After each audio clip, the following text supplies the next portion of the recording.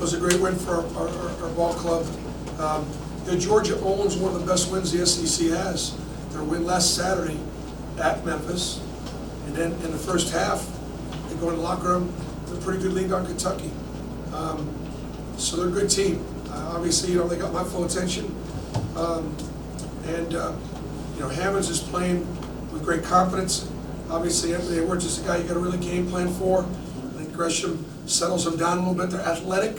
I guess the one piece they probably don't have is they don't have on Austin Wiley. If they had a big guy in there anchoring a little bit more, I think they'd have all the pieces to be right there. But Tom has changed the culture. He's changed the energy. But it's going to be a grind. Every night it's going to be like that.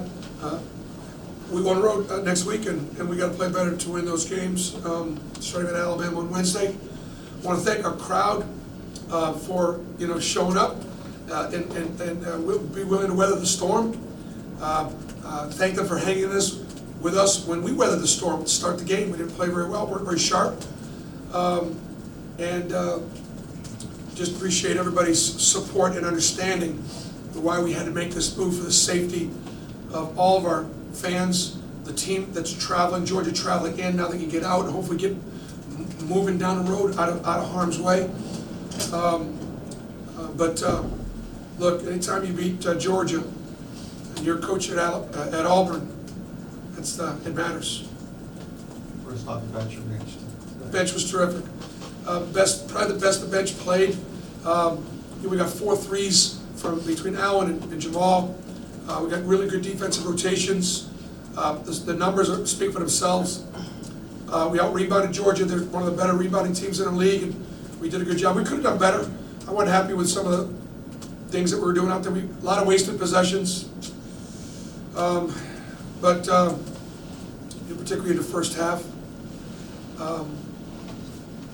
But Anthony and Allen and Jamal were terrific. And when they start playing like that bench starts playing like that, we got a chance to be a very good ball club. Coach, the big thing about your team is just the winning streak. Georgia came in here and said that they want to be the first team to beat you, but what has impressed you of the way this group has handled not only playing to your standard, but the winning streak and handling all that? We absolutely knew that Georgia could beat us. That's how we felt. And it's interesting. For me, I'm about trying to get better.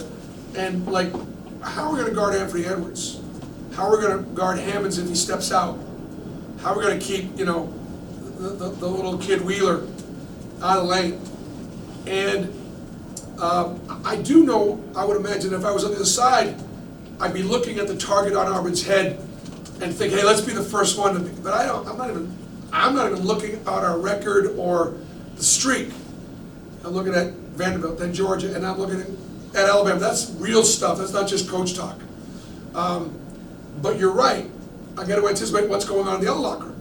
In the other locker room, Alabama's going to say, hey, it's a rivalry game, but it's also an opportunity to break our streak. Our streak for us, right? We're going to get beat. We're going to get beat. I would like not to lose.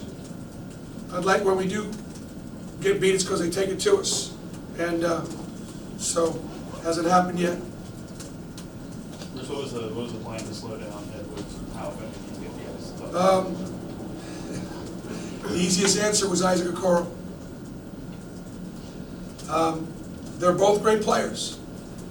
Isaac impacts winning so much because he can do it on the offensive end and he's willing to do it on the defensive end. He likes it. I thought Alan Flanagan stepped up physically also. And we had 2 really good freshmen that know who Anthony Edwards is. I really like the young man. I really like Edwards.